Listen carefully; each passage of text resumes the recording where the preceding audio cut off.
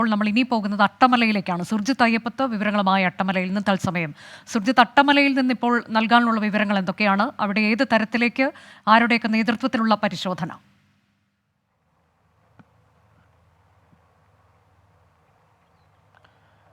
അനുജ, ഈ അട്ടമല എന്ന് പറയുന്ന പ്രദേശം ചൂരൽ മലയിൽ നിന്ന് പുഴ ഒഴുകി താഴേക്ക് പതിക്കുന്ന ആ പ്രദേശത്തിൻ്റെ മുകൾ ഭാഗത്തെയാണ് അട്ടമല എന്ന് പറയുന്നത്. അതിൻ്റെ താഴ് മേഖലയിലാണ് ഇപ്പോൾ സജീവമായ രീതിയിൽ തന്നെ തിരച്ചിൽ നടന്നുകൊണ്ടിരിക്കുന്നത്. ഇവിടെ നേരെ പുഴ ഒഴുകി ഒരു തേയിലത്തോട്ടത്തിൻ്റെ അരികിലൂടെ പോകുന്ന ഒരു പുഴയാണ് ഈ പുഴ എന്ന് പറയുന്നത്, ചൂരൽമല പുഴ.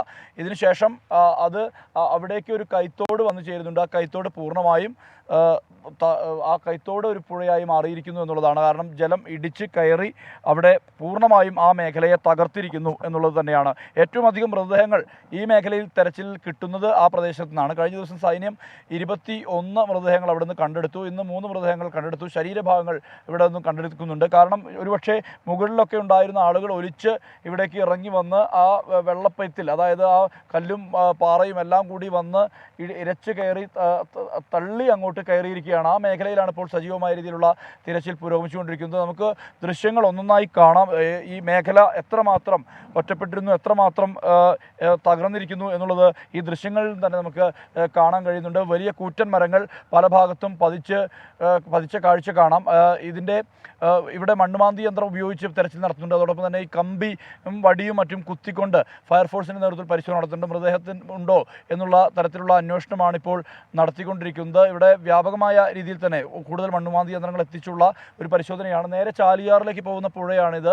ആ ചാലിയാറിലേക്ക് പോകുന്ന പുഴയുടെ ഒരു പ്രധാനപ്പെട്ട ഭാഗമാണ് ഈ പ്രദേശം. ഇവിടെയെല്ലാം തന്നെ പുഴ വലിയ വീതിയിൽ ഉണ്ടായിരുന്നില്ല, പക്ഷേ ഇത് വീതി എടുത്ത് വലിയ അളവിലേക്ക് മാറിയിട്ടുണ്ട്. ഇതിൻ്റെ വ്യാപ്തി ഒരുപാട് കിലോമീറ്ററുകൾ പിന്നിടുന്ന വിധത്തിലാണ് ഈ ദുരന്തത്തിൻ്റെ വ്യാപ്തി എന്നുള്ളതാണ് കാണാൻ കഴിയുന്നത്. ഒരു ഭാഗത്ത് ഈ പള്ളി അടക്കമുണ്ട്. ആ പള്ളിയുടെ ഒരു ഭാഗം പൂർണ്ണമായും തകർന്നിട്ടുണ്ട്.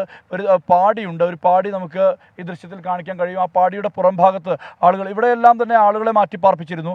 അതുകൊണ്ട് ഈ മേഖലയിൽ കാര്യമായ രീതിയിലുള്ള ഈ നാശനഷ്ടങ്ങൾ ഒഴിച്ചാൽ മരണനിരക്കൊന്നും ഈ മേഖലയിലുള്ള ആളുകൾക്ക് ഉണ്ടായിട്ടില്ല എന്നുള്ളത് കൃത്യമായ രീതിയിൽ തന്നെ നമുക്ക് മനസ്സിലാക്കാൻ കഴിയുന്നു. പക്ഷേ ഈ മുകളിൽ നിന്നും ഒഴുകിയെത്തിയ മൃതദേഹങ്ങൾ, ചൂരൽമല, അതോടൊപ്പം ഈ മുണ്ടക്കൈ, അതിന് മുകളിലുള്ള പുഞ്ചിരിമട്ടം, ഈ പ്രദേശത്ത് നിന്ന് ഒഴുകിയെത്തിയ മൃതദേഹങ്ങളാണ് ഇവിടെ അടിയുന്നത് എന്നുള്ളതാണ് മനസ്സിലാക്കുന്നത്. ആ പള്ളിയുടെ ഭാഗം നമുക്ക് ഇപ്പോൾ ദൃശ്യങ്ങളിൽ കാണാൻ കഴിയും.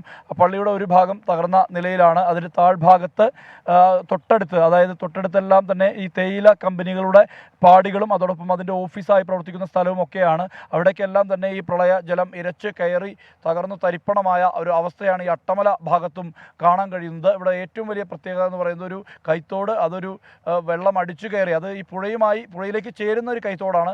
അപ്പോൾ അത് തിരിഞ്ഞ് നേരെ പുഴ ഗതിമാറി ഒഴുകി അവിടെ തകർത്ത് തരിപ്പണമാക്കി കടന്നു പോവുകയാണ് ഉണ്ടായിട്ടുള്ളത്. ഈ മേഖലയിലെ വീടുകളുടെ അവസ്ഥ, അതോടൊപ്പം തന്നെ ഈ അങ്ങ് വിദൂരതയിൽ ഒരു കവുങ്ങൊക്കെ കാണാൻ കഴിയുന്നുണ്ട്. കവുങ്ങെല്ലാം ചെരിഞ്ഞ് അത്രയും വലിപ്പത്തിൽ, അതായത് ഒരു മണ്ണട്ടിയായി മാറിയിരിക്കുന്നു ഈ പ്രദേശം എന്നുള്ളതാണ്. അത്രയും മണ്ണും ചെളിയും എല്ലാം തന്നെ അടിഞ്ഞ് ഒരിക്കലും ഇനി ഇവിടെ ഒരു തിരിച്ചുവരവ് ഇല്ലാത്ത വിധത്തിലേക്ക് തകർന്ന് തരിപ്പണമായിരിക്കുന്ന ഒരു പ്രദേശമായി ഈ അട്ടമലയ്ക്ക് താഴ്വരയിലുള്ള ഈ മേഖലയിൽ മാറിയിട്ടുണ്ട്. പല മൃതദേഹങ്ങളും കൂടുതലായി അട്ടമലയിൽ നിന്നുള്ള ഏറ്റവും പുതിയ വിവരങ്ങളാണ് സുർജിത്ത് അയ്യപ്പത്ത് നൽകിയത്. പൂർണ്ണമായും ഒറ്റപ്പെട്ടു പോയൊരു മേഖല, അവിടെയും പരിശോധന തുടരുകയാണ്.